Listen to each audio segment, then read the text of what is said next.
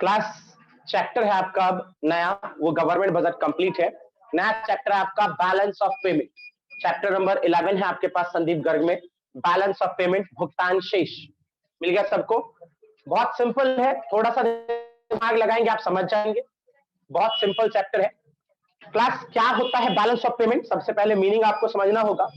एक सिंपल सी बात बताओ यार, मेरा एक छोटा सा ट्यूशन है और इस ट्यूशन में जितने भी लेन देन होते हैं वो सारे के सारे मैं कहीं ना कहीं तो रिकॉर्ड करता होऊंगा ना। ऑब्वियस सी बात है, कहीं ना कहीं रिकॉर्ड करता होऊंगा।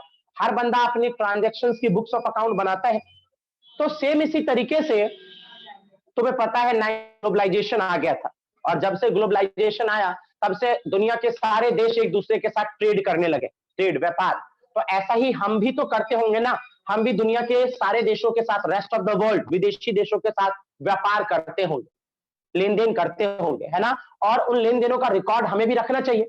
बस अब समझ जाओ मैं क्या कहने वाला हूं। एक कंट्री, मान लो हमारा देश, उसने एक अकाउंटिंग ईयर में, एक लेखा वर्ष में रेस्ट ऑफ द वर्ल्ड, विदेशी देशों के साथ जितना भी लेन देन किया है, इकोनॉमिक ट्रांजैक्शन, चीजों का लेन देन, पैसों का लेन देन किया है, वो सारा का सारा जहां पे रिकॉर्ड रखा जाएगा, जिस स्टेटमेंट में वो रिकॉर्ड रखा जाएगा, उसको बीओपी बोलेंगे, बैलेंस ऑफ पेमेंट। ध्यान दीजिए, एक अकाउंटिंग ईयर में, अकाउंटिंग ईयर सबको क्लियर है, 1 अप्रैल से 31 मार्च, इको में फिस्कल ईयर, वित्तीय वर्ष बोलते हैं। ईयर में एक कंट्री ने, ये हमारी कंट्री है, इंडिया है, इसने रेस्ट ऑफ द वर्ल्ड के साथ, विदेशी देशों के साथ, जितने भी विदेशी देश हैं उन सब के साथ जितने भी क्या किए, इकोनॉमिक ट्रांजैक्शन, आर्थिक लेन देन, इकोनॉमिक ट्रांजैक्शन, ठीक है। तो बस उसी इकोनॉमिक ट्रांजैक्शन का अगर आप सिस्टमैटिक अकाउंटिंग कर लोगे, सिस्टमैटिक मतलब डेट वाइज, सीरियल वाइज, कि आज हुआ तो आज की डेट डाल के, जैसे आप अकाउंट्स में करते हो अक्सर, ठीक है। तो डेट वाइज, सीरियल वाइज अगर रिकॉर्ड कर लोगे तो उसी रिकॉर्डिंग को हम नाम किस चीज का देंगे? बैलेंस ऑफ पेमेंट का। ध्यान दे, मेरे पास, मैं गवर्नमेंट हूं और मेरे पास भाई ये रहा, ये पेज है। इस पेज पे मैं क्या करता हूं, इस पेज पे हमारी country rest of the world के साथ जितने भी लेन देन करती है उसको रिकॉर्ड कर लेता हूं। ये मैंने पेज के बीचों बीच ये लाइन डाल दिया, ठीक है। इस तरफ मान लो मैं लिख लेता हूं कहां कहां से क्या क्या हमारे पास विदेशी पैसा आया लेन देन करने की वजह से, और इस तरफ लिख लेता हूं कहां कहां क्या क्या विदेशी पैसा गया लेन देन करने की वजह से। तो बस इसी पेज को बैलेंस ऑफ पेमेंट बोलेंगे, भुगतान शेष बोलेंगे। उम्मीद करता हूं ठीक है। डेफिनेशन की तरफ ध्यान दो। Balance of payment is an accounting statement.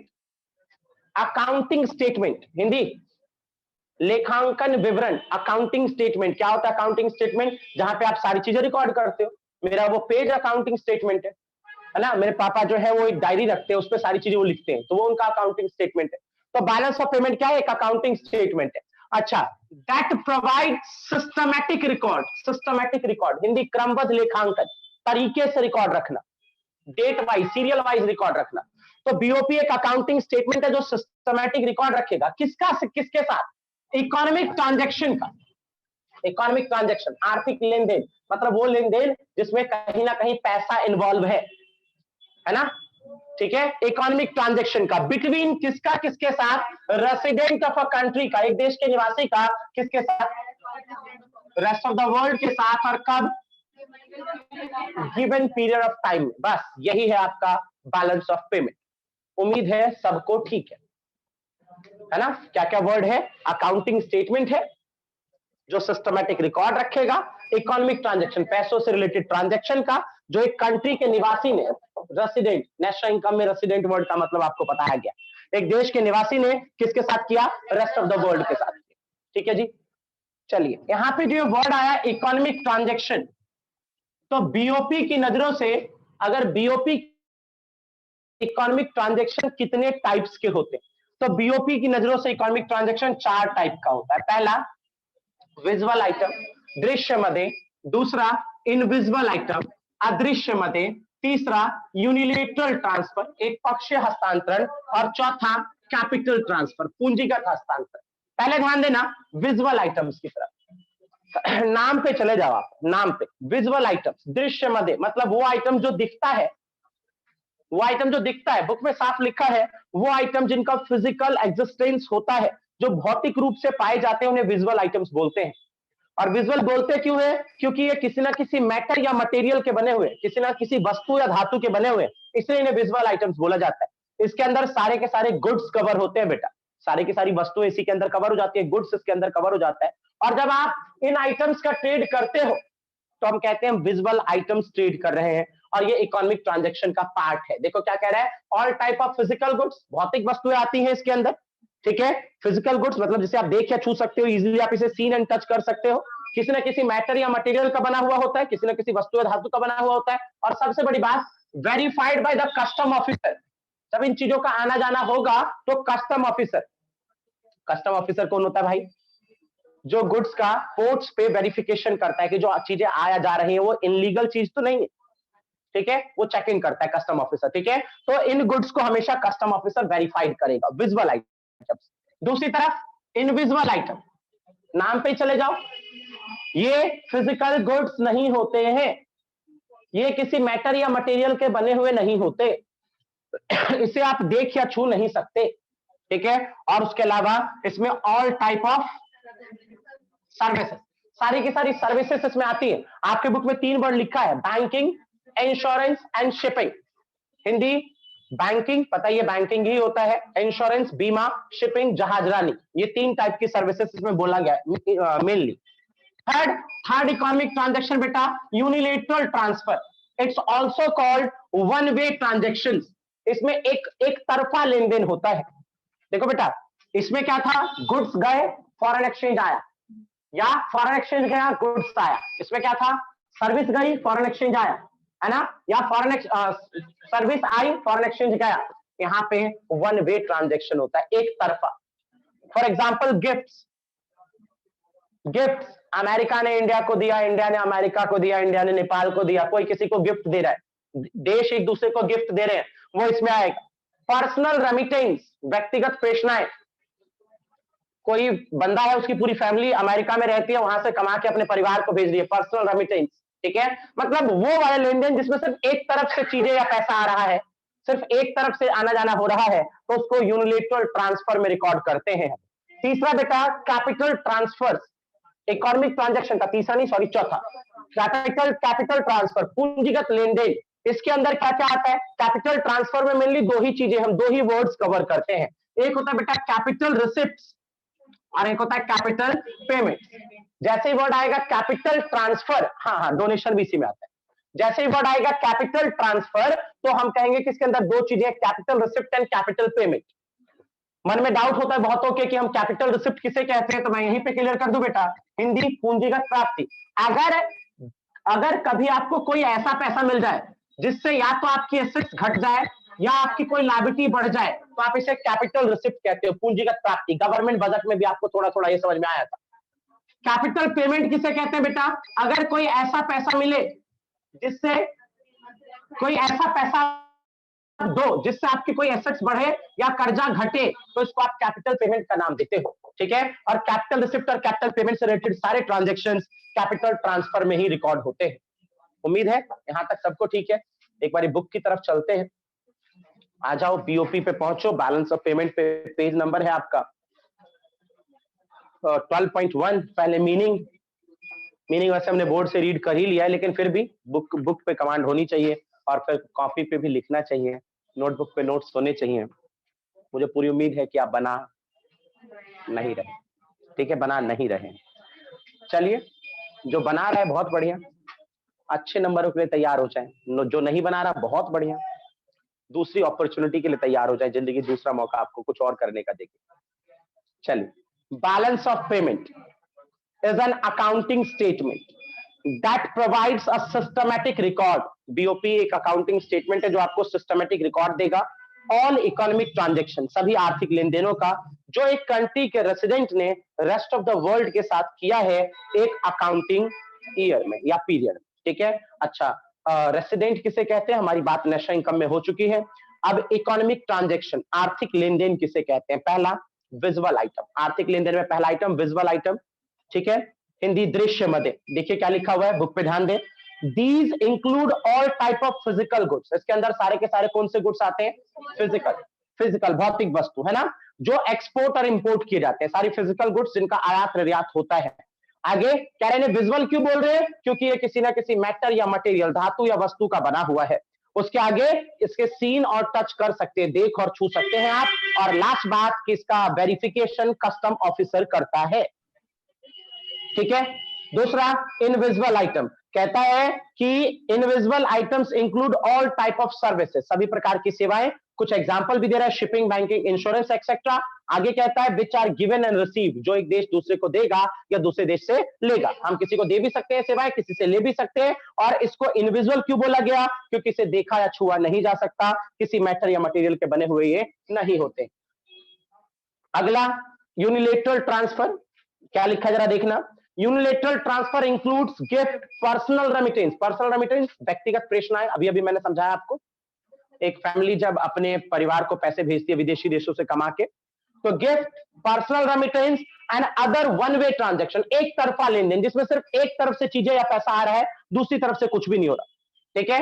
और एक और खास बात कि जो वन वे ट्रांजैक्शन होता है उसके लिए आप रीपेमेंट के लिए क्लेम नहीं कर सकते। रीपेमेंट मतलब ये नहीं कि आपको किसी ने गिफ्ट दिया, आपको अमेरिका ने गिफ्ट दिया, ठीक है, और अब अमेरिका बैठ के रोने लगेगा इंडिया मेरे को भी गिफ्ट चाहिए। ठीक है, मतलब गिफ्ट्स में एक तरफा पेमेंट होगा, दूसरे से आप पेमेंट की उम्मीद ना रखें। फिर कैपिटल ट्रांसफर, इन्होंने तो सिंपल लिखा है कि कैपिटल ट्रांसफर मतलब कैपिटल रिसिप्ट और कैपिटल पेमेंट। मैंने आपको यहां पे बताया कि कैपिटल रिसिप्ट मतलब वो पैसा जिसके आने से कोई एसेट्स घटेगा या लायबिलिटी बढ़ेगी, और कैपिटल पेमेंट मतलब वो पैसा जिसके जाने से या तो कोई एसेट्स बढ़ेगा या कोई लायबिलिटी घटेगी। स्ट्रक्चर ऑफ बीओपी, बीओपी का स्ट्रक्चर कैसा होता है? क्लास जो कॉमर्स वाले हैं वो 1 मिनट में समझ जाएंगे, जो आर्ट्स वाले हैं वो भी ध्यान दें। बीओपी आपका डबल एंट्री अकाउंटिंग सिस्टम के स्ट्रक्चर पर चलता है। डबल एंट्री अकाउंटिंग सिस्टम, द्विपक्षीय लेखांकन प्रणाली, हिंदी द्विपक्षीय लेखांकन प्रणाली डबल एंट्री अकाउंटिंग सिस्टम के कॉन्सेप्ट पे चलता है। Arts, double entry accounting system क्या होता है? एक ऐसा सिस्टम जिसमें 2 साइड्स होते हैं बेटा, 2 साइड्स होते हैं। एक होता है डेबिट साइड, एक होता है क्रेडिट साइड। कॉमर्स वालों को पता है, आर्ट्स वाले ध्यान दें। बीओपी में 2 साइड्स होते हैं बेटा, एक डेबिट एक क्रेडिट। जो आपका सीधा हाथ होगा उसको आप क्रेडिट साइड बोलोगे, और जो आपका उल्टा हाथ होगा उसे डेबिट साइड बोलोगे। बीओपी हमेशा ये कंसीडर करता है कि जो क्रेडिट साइड है, बीओपी ये कंसीडर करता है कि जो क्रेडिट साइड है वो पॉजिटिव साइड है। ठीक है, क्रेडिट साइड पॉजिटिव साइड है, इनफ्लो साइड है। मतलब अगर कभी भी विदेशी पैसा हमारे पास आएगा तो बीओपी में उसे क्रेडिट साइड, इनफ्लो साइड लिखा जाएगा। और जो डेबिट साइड है बेटा उसको बीओपी नेगेटिव साइड बोलता है, इट मींस आउटफ्लो साइड। अगर आपने कभी भी कोई भी इन चारों में से लेन देन किया और उसकी वजह से आपके पास से विदेशी पैसा जा रहा है, अगर आपने कोई भी लेन देन किया, इन चारों में से कोई भी इकोनॉमिक ट्रांजैक्शन किया और उस ट्रांजैक्शन की वजह से विदेशी पैसों का आउटफ्लो हो रहा है, तो आप बीओपी में उसे डेबिट साइड में रिकॉर्ड करोगे, और अगर इनफ्लो हो रहा है तो आप उसे बीओपी में क्रेडिट साइड रिकॉर्ड करोगे। इस सिस्टम पे बीओपी चलता है, याद रखें। डबल एंट्री अकाउंटिंग सिस्टम को फॉलो करता है। डबल एंट्री अकाउंटिंग सिस्टम के हिसाब से इसके 2 साइड्स है, क्रेडिट और डेबिट। आर्ट्स वालों को समझाने के लिए मैंने बताया आपको कि भाई जो राइट हैंड साइड है वो आपका क्रेडिट साइड है। जब आप बना लोगे तो देखोगे उसकी तरफ फेस करके, इधर करके देखोगे तो ये राइट हैंड साइड ये आपका क्रेडिट साइड है, left hand side debit side है। क्रेडिट साइड को आप इनफ्लो साइड, इनफ्लो आना, अंतर प्रवाह, अंतर प्रवाह कहते हैं, और दूसरी तरफ डेबिट साइड को आप आउटफ्लो साइड बोलते हैं। ठीक है। और बेटा लगे हाथों ये भी सुने कि अगर आपने लास्ट में टोटलिंग की और डेबिट का और क्रेडिट का दोनों का टोटल बराबर आया तो हम कहेंगे बीओपी बैलेंस है। बीओपी संतुलन में है, बैलेंस में है, क्योंकि जितना विदेशी पैसों का इनफ्लो हुआ, मान लीजिए $1000 का इनफ्लो हुआ, $1000 हमारे पास आया, और करेक्ट $1000 का ही आउटफ्लो भी हुआ, तो हमारा बीओपी बैलेंस है बेटा। ठीक है। अच्छा, केस नंबर दूसरा, कई बार ऐसा होता है debit side greater than credit side होता है। मींस कि आउटफ्लो हुआ $1000 का, लेकिन इनफ्लो हुआ मात्र $800 का। तो आप देख रहे हो कम रह गया ना, पैसे गए ज्यादा आए कम, हम कहेंगे बीओपी घाटे में है, मतलब बीओपी डेफिसिट है। ठीक है, डेफिसिट बीओपी हमने बनाया है। पॉइंट नंबर तीसरा, मान लीजिए गया 1000 है, लेकिन आया है क्रेडिट साइड का बैलेंस है आपका 1200, तो आप बोलोगे सरप्लस बीओपी है, सरप्लस में है बीओपी, क्योंकि इनफ्लो ज्यादा है और आउटफ्लो कम है। मुझे उम्मीद है आप ये चीज बुक से खुद रीड कर सकते हो। ठीक है, double entry accounting system, credit side को इनफ्लो बोलते हैं, डेबिट साइड को आउटफ्लो बोलते हैं। डेबिट क्रेडिट दोनों बराबर है, तो बैलेंस में है बीओपी, क्रेडिट बड़ा है तो बीओपी सरप्लस में है, क्रेडिट छोटा है तो बीओपी डेफिसिट। उम्मीद करूं ठीक है यहां तक सबको। चलिए क्लास, उसके बाद आगे है आपके पास बैलेंस ऑफ ट्रेड, बीओटी। मैं इससे पहले कि बीओटी को समझाऊं आपको एक बात बता देता हूं। बीओपी इंडिया है तो बीओटी दिल्ली है। जरा समझे मैं क्या कहना चाह रहा हूं। मैं कहना चाह रहा हूं अगर बीओपी इंडिया है तो बीओटी दिल्ली है। कहने का साफ मतलब ये कि बीओटी बीओपी का पार्ट होता है। ठीक है, अगर बीओपी इतना बड़ा है तो बीओटी उसका एक छोटा सा पार्ट है। ठीक है, और अब जरा समझे बेटा, बीओपी जब हम डिस्कस करते हैं तो उसके अंदर हम 4 कंपोनेंट डिस्कस करते हैं। बीओपी में बैलेंस ऑफ पेमेंट में 4 चीजें आती हैं, लेकिन जब हम बीओटी की बात करते हैं, बैलेंस ऑफ ट्रेड, हिंदी व्यापार शेष, व्यापार शेष, तो उसके अंदर हम बस एक ही चीज को डिस्कस करते हैं, वो है विजिबल आइटम ट्रेड। जरा समझे, जब मैं कहूंगा डिफाइन बीओपी तो आप कहोगे कि ऑल इकोनॉमिक ट्रांजैक्शन, सभी आर्थिक लेन देन। लेकिन जब मैं कहूंगा define BOT, balance of trade, क्या ये बता, तो आप बताना कि सिर्फ trade off visual item. Visual item मतलब गुड्स, सिर्फ गुड्स के एक्सपोर्ट और इंपोर्ट के डिफरेंस को, वस्तुओं के आयात और निर्यात के अंतर को आप बीओटी बोलते हो। सिर्फ ये, जितना आपने एक्सपोर्ट किया माइनस जितना इंपोर्ट किया, सिर्फ गुड्स का, विजुअल आइटम का, तो जो निकल के आएगा वो है आपका बीओटी, बैलेंस ऑफ ट्रेड। ध्यान रखें, बैलेंस ऑफ ट्रेड बीओटी क्या होता है, ध्यान रखें, सिर्फ एक्सपोर्ट इंपोर्ट ऑफ गुड्स, है ना, सिर्फ विजुअल आइटम्स को इसमें ट्रेड किया जाता है, सिर्फ वस्तुओं का आयात निर्यात के डिफरेंस को इसमें कवर किया जाता है। और बेटा बीओटी का भी बैलेंस 3 टाइप का होता है। एक बैलेंस्ड बीओपी, बीओटी संतुलित बीओटी, बड़ा सिंपल वर्ड है, समझ गए होंगे शायद से आप मैं क्या कहने वाला हूं। जब मैं कहूंगा बैलेंस्ड बीओटी तो मैं कहना चाहता हूं कि एक्सपोर्ट ऑफ गुड्स और इंपोर्ट ऑफ गुड्स बराबर है। जब मैं कहूंगा सरप्लस बीओटी तो एक्सपोर्ट ऑफ गुड्स बड़ा है इंपोर्ट ऑफ गुड्स से। और जब मैं कहूंगा डेफिसिट बीओटी तो एक्सपोर्ट छोटा है गुड्स का और इंपोर्ट बड़ा है। तो ये भी 3 टाइप्स का होता है। बैलेंस ऑफ ट्रेड का मीनिंग बुक से एक बारी देख लेते हैं क्या लिखा हुआ है। Balance of trade refers to difference, difference है, बीओटी डिफरेंस है किसका, किसके साथ, अमाउंट ऑफ एक्सपोर्ट का अमाउंट ऑफ इंपोर्ट के साथ, और वो भी किसके, गुड्स। गुड्स मतलब विजुअल आइटम, विजुअल आइटम। जब दृश्य मदों का आप एक्सपोर्ट करोगे तो उससे जो पैसा आएगा, मान लो एक्सपोर्ट करके $20 आया, एक साल में एक्सपोर्ट करके हमारे पास टोटल $20 आया और इंपोर्ट करने से $15 गया, तो $5 जो है वो आपका बैलेंस ऑफ ट्रेड है। ठीक है, क्लियर है सबको। और तीनों बैलेंस क्लियर है। डेफिसिट में होता है जब इंपोर्ट बड़ा होगा, एक्सपोर्ट बड़ा होगा तो सरप्लस, दोनों बराबर होंगे तो बैलेंस। बहुत important question, page number 12.3, difference between BOT and BOP. बहुत इंपॉर्टेंट, बीओटी और बीओपी में डिफरेंस क्या है, दोनों में क्या अंतर है, सबको मिला। पहला डिफरेंस का पॉइंट मीनिंग, आपको दोनों का ही मीनिंग पता है। बीओपी, बीओपी एक आपका अकाउंटिंग स्टेटमेंट है जिसमें आप सिस्टमेटिक रिकॉर्ड रखते हो सारे के सारे इकोनॉमिक ट्रांजैक्शंस का, जो एक कंट्री के रेसिडेंट ने रेस्ट ऑफ द वर्ल्ड के साथ एक अकाउंटिंग ईयर में किया है। बीओटी, उसका भी मीनिंग आपको पता है। बीओटी क्या होता है, export of goods and import of goods से जो अमाउंट आया उसका डिफरेंस बीओटी होता है। फिर दूसरा डिफरेंस का पॉइंट है कंपोनेंट्स। कंपोनेंट्स क्या कहता है, BOT includes only, BOT includes only visible item, सही कह रहे हैं। बीओटी में सिर्फ दिखने वाली चीजें, गुड्स वाली चीजें आती हैं, लेकिन बीओपी में सिर्फ विजुअल नहीं आता बल्कि ऑल आइटम, सारी चीजें ही आती है। कैपिटल ट्रांजैक्शन, कैपिटल ट्रांजैक्शन इसको बोला गया, कहता है बीओटी में कोई कैपिटल ट्रांजैक्शन नहीं आता। अरे भाई हम समझ गए, सिर्फ यही आता है बीओटी में, तो ये कहां से आएगा, ठीक है। लेकिन बीओपी में कैपिटल ट्रांजैक्शन, पूंजीगत लेन देन आते हैं। अगला स्कोप, मैंने पहले कहा था बीओपी इंडिया है तो बीओटी दिल्ली है। अब बताओ छोटा कौन है ना, बीओटी छोटा है तो कह रहे बीओटी एक नैरो कॉन्सेप्ट है और बीओपी एक वाइडर कॉन्सेप्ट है, बड़ा कॉन्सेप्ट। सेटलमेंट क्लास ध्यान दें, कभी भी अगर BOT balance of trade unfavourable रह गया, अनफेवरेबल माइनस रह गया, नेगेटिव रह गया, तो वो सेटल हो जाएगा बीओपी से। जरा समझे, अगर कभी भी बीओटी नेगेटिव रह गया, फॉर एग्जांपल मान लो बीओटी आ गया -$5,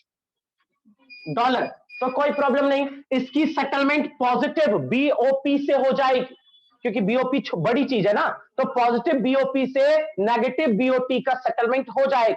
लेकिन अगर कभी ऐसा हुआ कि बीओपी नेगेटिव आ गया, अगर कभी ऐसा हुआ कि बीओपी नेगेटिव आ गया, जो बड़ा है वही नेगेटिव आ गया, तो उसका सेटलमेंट बीओटी के साथ कभी नहीं हो पाएगा। ये आपका लास्ट वर्ड लिखा है सेटलमेंट, हिंदी समाधान है, समाशोधन है, क्या है?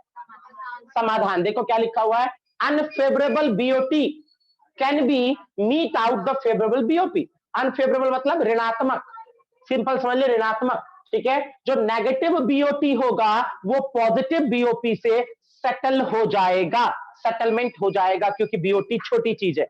और दूसरे वाले में क्या बोल रहा है, अनफेवरेबल बीओपी, अगर कभी बीओपी अनफेवरेबल हो गया, can not be meet out of favourable BOT, कभी भी बीओपी अगर नेगेटिव हो गया तो वो बीओटी पॉजिटिव बीओटी के साथ सेटलमेंट नहीं हो सकता। मैं तो ये ऐसे समझाता हूं, जैसे मान लो आपने कोई मिस्टेक कर दी, आप छोटे हो और पापा बड़े ना आपके, आपने कोई मिस्टेक कर दी तो उसको कवर कर लेंगे आपके पापा। पापा ने कभी कोई मिस्टेक कर दी, क्या आप उसको कवर कर पाओगे, उस गलती को छुपा पाओगे? ऐसा नहीं हो पाएगा, क्योंकि वो बड़े हैं, है ना। मतलब कहने का साफ ये है कि अगर बड़ी चीज नेगेटिव है तो छोटी चीज से सेटल नहीं हो सकती, लेकिन अगर छोटी चीज नेगेटिव है ना, आप ऐसे भी समझ सकते हो, आपके एक बड़े बिजनेस में घाटा हो गया, तो क्या छोटे बिजनेस के प्रॉफिट से वो सेटल हो जाएगा? छोटे बिजनेस में घाटा हो गया, बड़े बिजनेस के प्रॉफिट से वो आराम से सेटल हो जाएगा। ठीक है, तो क्लास यहीं तक।